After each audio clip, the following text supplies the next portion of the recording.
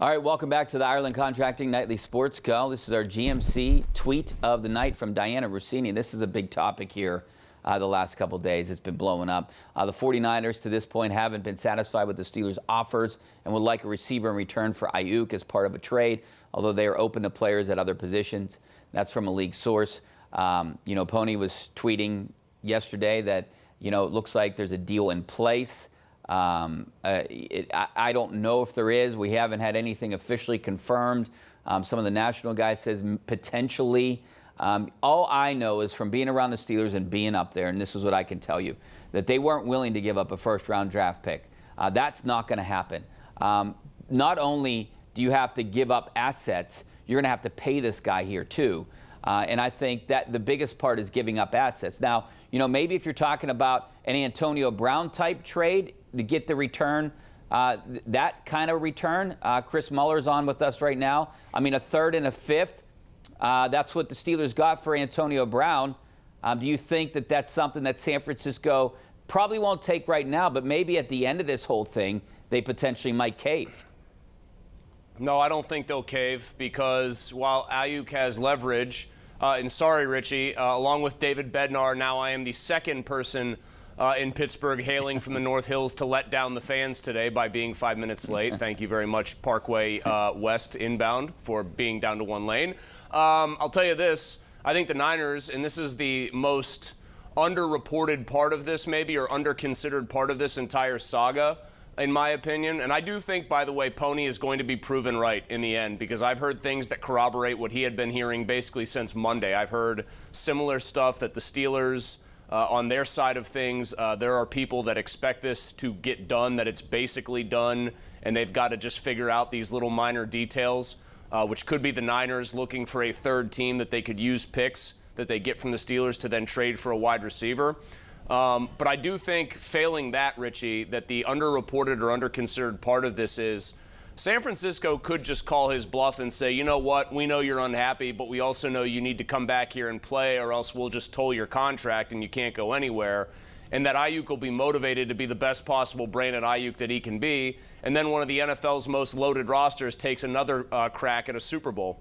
I think that's still a very real possibility if this all collapses between the Steelers and the Niners and they can't work out a deal. And San Francisco, just says, hey, come back here and play or else.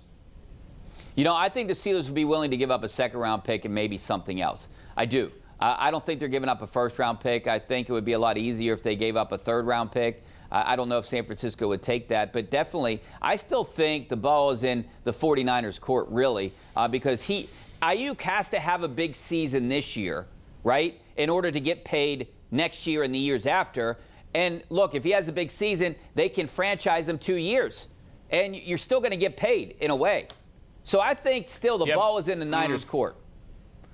It's in their court, and they have some options at their disposal, but he won't be happy on the tag because even though that'll be a large sum of money, it's only year to year. These guys want upfront large guarantees, which I know are something that until T.J. Watt generally was a no-no with the Steelers, but these guys want money at other positions that aren't quarterback, large chunks that are more than just top-end salary for a year guaranteed to them. And so that's why I think a guy like Aiyuk would be fuming, and most players would be fuming, if the franchise tag was used that way. San Francisco still has options here, Richie, but I do think they would rather move on from the guy because I also believe Kyle Shanahan thinks that his offense is greater than any one person. Now, they've treated Trent Williams differently. That guy's probably one of the 3 best left tackles who's ever lived, or he's at least in the team picture. But they clearly think Aiyuk is at least to some extent a replaceable part. So there's a part of me that thinks that they really are motivated to move on. They just don't want to do it for a song. I think if this does happen, and I hope it does, because I think it would move the Steelers into a legit contender for maybe an AFC title. I think so. Hold on. One guy. Let me ask you something. Okay, Pony does a lot of, not AFC title, but Pony, and I heard Starkey say something on the midday show where he thought that they went from like a 9 or 10 win team to 11 or 12 wins, that it was like a 2-win player. Pony has kind of been all over the Aiyuk bandwagon. Yeah. How much of an upgrade? How much of an upgrade is this guy over Deontay Johnson? The whole thing is he's a better downfield threat. They both got open quickly. Deontay was disgruntled here, and it's pretty obvious Mike Tomlin was sick of putting up with him. I'm just not sure for the amount of money you'd pay and for what you'd be giving up to give the right to pay Brandon Aiyuk all that money, you'd be getting that much better of a receiver than Deontay Johnson. You know, I agree with what you're saying. They just need a second receiver. They need an upgrade at that position. I do agree that he might not be that much better than a Deontay Johnson, and you're also going to have to pay him $10 million more where you could use that money somewhere else. You know, it's hard for me right now, even though I think they need a number 2 receiver, but it would be hard for me to pay him $28 million a year or whatever, 26. I think that's overpaying for him. I think Brandon Aiyuk is like somewhere between the 15th and 20th best receiver in the NFL. And I think that he, unlike Justin Jefferson, Jamar Chase, and Tyreek Hill, guys who are sort of immune to the new guys coming into the league, I think Odunze, Neighbors, and Harrison Jr. could all be better right off the jump than Brandon Aiyuk this year. Like, I think 3 rookies could pass him immediately. That's not to say that he's not a good receiver. He is, but sometimes for like the Steelers fans out there who are all hot to trot and say, go get this guy, he's the ultimate difference maker, and really for the Steelers themselves, I wonder in this particular case, Richie, how much stock they're putting into or how much they are being swayed by the fact that Brandon Aiyuk torched them in Week 1 last year, made them look really bad. I think a lot, actually. You know, the Penguins do that. Yeah, they always try to trade guys to kill them. Come on. Well, maybe. I mean, and sometimes it even works for these teams. But it's, you know, the Steelers went after Justin Fields, I think, in part because Tomlin loved him coming out of Ohio State. But he also played maybe what is still one of the 3 or 4 best games of his pro career against the Steelers. Like, if they should be wanting every player on the Niners roster then if they liked guys who gave them the business in Week 1 last year, because the entire team did. It was a one-sided thrashing. I think that's a flawed methodology in some cases, and I think this is one of them. There's no question it would be an upgrade if they get him. I just don't like the number, what you're going to have to pay him. They need a 2 receiver. They need a guy that'll take coverage away from George Pickens. And right now, it might be the only option. But, you know, I think they should just play out the hand and see what happens at the end of training camp, and one of these guys might get cut. All right, we got to get to some phone calls, Chris. Let's go out to Kirk out in Manor. How you doing, Kirk? Hey, Richie, Chris. How you guys doing? Thanks for calling. Real quick. Why get away from Chapman and turn to Bednar for 2 days in a row when Chapman was doing fine?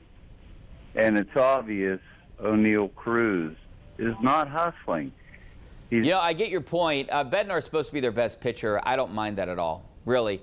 You know, the one thing that I see what happens a lot with Shelton, he's trying to get guys to get out of their, their funk, right? And they did it with Holderman. Maybe he thinks you need to trot David Bednar back out there after he blew a game yesterday, and that potentially isn't working right now. Someone should ask Derek Shelton then if the goal as a manager is to get guys out of their funk or to win baseball games, which he hasn't been doing. They had basically the 5 games, that they have lost since July 31st's collapse against Houston. They had basically a 75 or better % chance to win all of those games.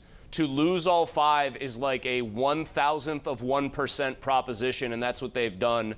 Chapman should be their closer moving forward. Bednar should get demoted, or they'll have another phantom injury for him. I've got a large plot of land that I'd love to sell you under the Brooklyn Bridge if you think Colin Holderman is actually injured and isn't just being put on the IL to kind of regather himself here. They've got major bullpen problems. I still think a ton of this, Richie, comes back on the GM. He's had 5 years to build this team up, and they still have numerous holes, not just in the bullpen, but in the lineup. That reflects on Ben Cherington. What have you been doing all this time? Yeah, I was excited with the moves they made at the trade deadline. They should have swept Houston. They could have swept Arizona, ended up losing 2 out of 3, and they could have took 2 out of 3 against the Padres. But it's been a disaster. They lost 4 straight and 6 of their last 7. Let's go out to Dave in the North Side. How you doing, Dave? Yeah, we didn't even have a home sweep this year, and the Pirates are bad. A 5 ERA should not be a closer. Yeah, you're right about that. Thanks a lot, Dave. Let's go out to Mike in Charleroi. How you doing, Mike? Hey, Rich. Thanks for taking my call. I'm fired up. You fired up? I'm fired up, Rich. Yeah. Me too. I don't have bucko fever anymore. If you have a guy that's trying to turn a double play and there's no chance for it, that's on a manager. If you have a guy that's blown 2 games in a row, instead of bringing Chapman in, that's on the manager. If the guys can't bunt, that's on the manager. You see a trend here? Yeah, I get it. I know what you're saying. Mike, thanks for your call. Usually I only say managers are responsible for, what, 5 games, maybe 10 a year. It's the players. But maybe Shelton is responsible for more losses than wins right now. I don't know what you do about Oneil Cruz. I know you and I talked about this last week. You can't move him mid-season. What do? You need his bat. Do you make him just a DH? You try to get through to him I think the thing today, kind of going slow out of the box, lollygagging, whatever you want to talk about there, and then getting thrown out at second, that's a bare minimum requirement. I'm one of those people, Richie, that it falls into two very specific camps. If Oneil Cruz hits a one-hop laser to the first baseman and gobbles it up, and he's going to be out by 20 steps, and there's no point in sprinting down the line other than to look like a try-hard, I'm not going to ask a guy to go hard. But if you hit one that you have decided you're going to try to turn into a double, then you should be hauling right out of the box there. Like, that is not some sort of uncool thing to ask of an athlete like some people would have you believe once in a while anymore. Hustle is a bare minimum requirement, and Cruz didn't show it on that play. I can put a little bit of that on the manager. Somebody's got to get through to him. Like, guys getting chewed out by somebody they respect actually works, even in pro sports. I know people don't necessarily think that because we're all kind of jaded, but that one sits at Shelton's feet as well. Is his upside and the spectacular, amazing plays Yes. worth the downside, though, Yes. of all the air? It is to you? It's absolute no. At I the didn't know most if you were going to say, is it worth the downside? At the most important position. Listen, his upside period as an offensive player is worth trying to exhaust all possible avenues to get the most out of him. He is that talented of a player. But I understand why, and I am certainly in no mood to defend a guy from people who are infuriated with the way he's played the last week plus, because it's been very painful to watch on multiple levels. No question about that. All right, we got to take a break. Back to wrap things up. Coming up next. Stay right there.